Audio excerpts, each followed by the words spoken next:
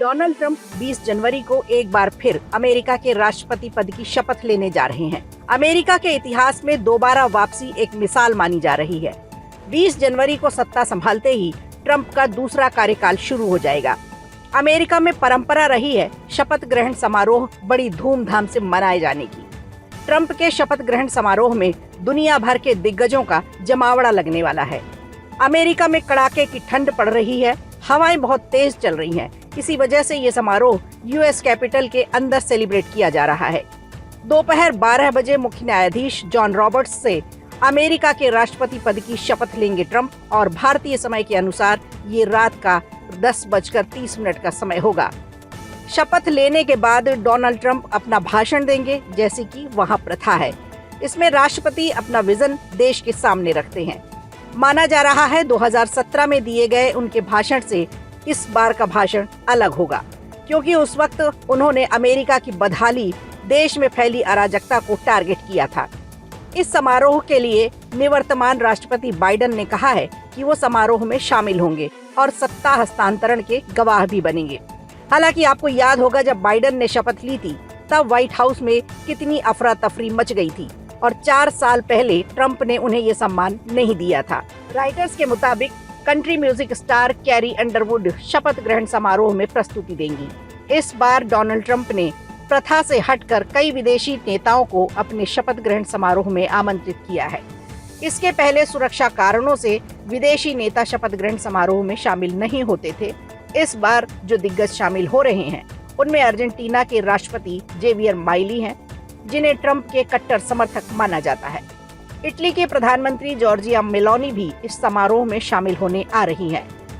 भारत की बात की जाए तो विदेश मंत्रालय ने एस जयशंकर के शामिल होने की पुष्टि पहले ही कर दी थी। इसके अलावा भारत से रिलायंस इंडस्ट्रीज के चेयरमैन मुकेश अंबानी और उनकी पत्नी नीता अंबानी भी शामिल होने पहुंचेंगे।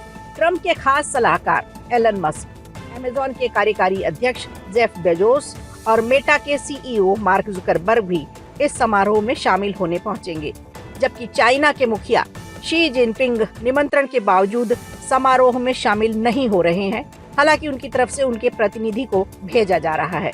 समारोह के भव्य आयोजन में वॉशिंगटन शहर के कैपिटल वन एरिना में एक परेड यानी विजय रैली निकाली जाएगी, जिसे देखने के लिए 20,000 से ज्यादा लोगों के बैठने की व्यवस्था की गई है।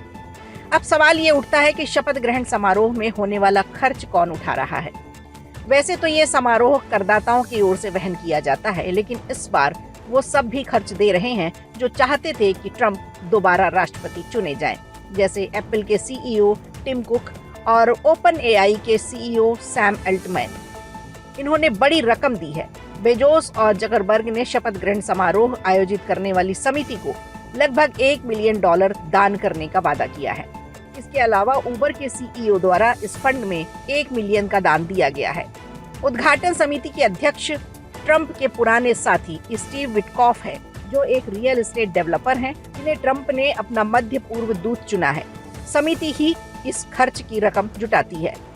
2017 में जब ट्रंप ने शपथ ली थी, अपने उद्घाटन समारोह में $106 मिलियन की रकम जुटाई गई थी। मीडिया रिपोर्ट्स की माने तो इस बार $170 मिलियन से ज्यादा की धनराशि समारोह की भव्यता के लिए जुटाई गई है।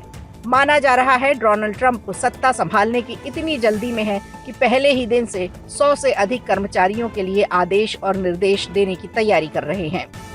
डोनाल्ड ट्रंप के शपथ ग्रहण समारोह को इस बार इंडोर में शिफ्ट किया जा रहा है, और अगर ऐसा होता है तो इंडोर में शपथ लेने वाले ट्रंप दूसरे अमेरिकी राष्ट्रपति होंगे। इसके पहले रोनाल्ड रीगन के साथ ऐसा ही हो चुका है। फिलहाल अमेरिका में मौसम खराब है, बर्फीली हवाएं तेज चल रही हैं और इसी वजह से बंद जगह पर शपथ ग्रहण समारोह आयोजित किया जा रहा है, क्योंकि खतरा इस बार आसमानी है। वीडियो अच्छा लगा हो तो लाइक कीजिए, शेयर कीजिए और कमेंट बॉक्स में हमें जरूर बताइए।